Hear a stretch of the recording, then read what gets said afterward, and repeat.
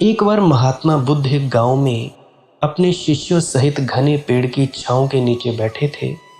आसपास के गांव से बहुत से लोग अपनी मानसिक समस्याएं लेकर महात्मा बुद्ध के पास आ रहे थे। तो महात्मा बुद्ध उन सब की मानसिक परेशानियों का समाधान दे रहे थे। सब लोग खुशी खुशी अपनी समस्याओं का समाधान पाकर वहां से लौट रहे थे।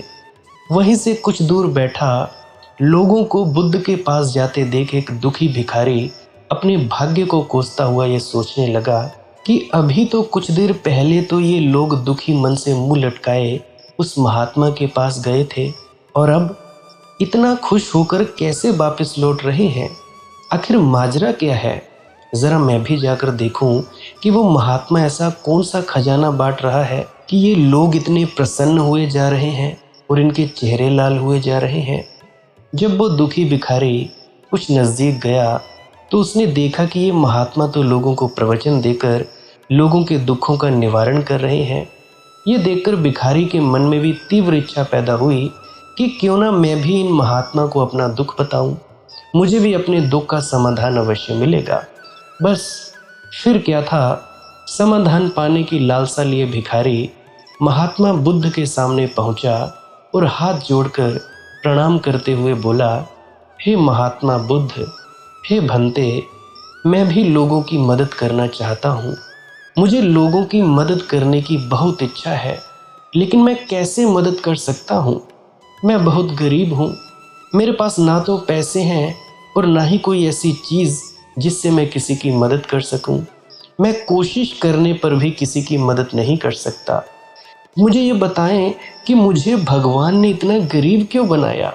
हे महात्मा, मुझ पर कुछ कृपा करो। इतना बोलते हुए भिखारी रोने लगा। तब महात्मा बुद्ध बोले कि हे भंते, तुम बहुत अभी अज्ञानी हो, क्योंकि अभी तक तुम इसी भ्रम में जी रहे हो कि तुम्हारे पास कुछ भी नहीं, जबकि दूसरों को कुछ देने के लिए तुम्हारे पास बहुत कुछ है। तुम बिना धन और वस्तुओं के भी दूसरों की मदद कर सकते हो। तुम्हारे पास जुबान है जिससे तुम मीठे शब्द बोलकर किसी के दुखी चेहरे पर मुस्कान ला सकते हो। इन्हीं शब्दों की ताकत से तुम किसी के भी टूटते हौसलों को फिर से मजबूत कर सकते हो। शब्दों की शक्ति से तुम किसी के भी मन में सकारात्मक विचारधारा के बीज बो सकते हो और उसे गलत रास्ते पर जाने से रोक सकते हो। तुम्हारे दो हाथों से तुम किसी भी कमजोर या लाचार व्यक्ति की सहायता कर सकते हो। तुम्हारी ये दो आंखें किसी अंधे को रास्ता दिखा सकती हैं। तुम किसी के लिए दुआ कर सकते हो। तुम किसी के अच्छे स्वास्थ्य की कामना कर सकते हो। लेकिन अज्ञानतावश तुम अब तक इस बात को नहीं समझ पाए और इस भ्रम में अब तक जीते रहे हो कि तुम्हारे पास मदद करने के लिए कुछ भी नहीं।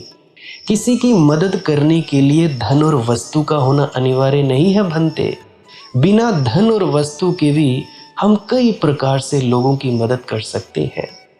महात्मा बुद्ध के ज्ञान से भरे ये सुंदर शब्द सुनकर भिखारी के चेहरे पर एक सुंदर और बड़ी मुस्कान आ गई और वह खुशी से घूमता हुआ वहां से चला गया।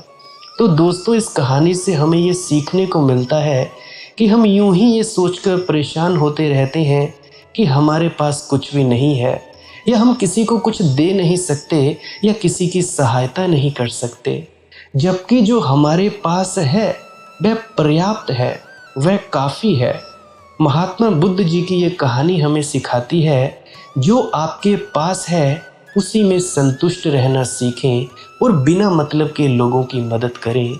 इन्हीं से आपको परम सुख की प्राप्ति होगी। तो दोस्तों, ये थी कहानी। आपको कैसी लगी? क्या आपने और चीज़ें सीखी?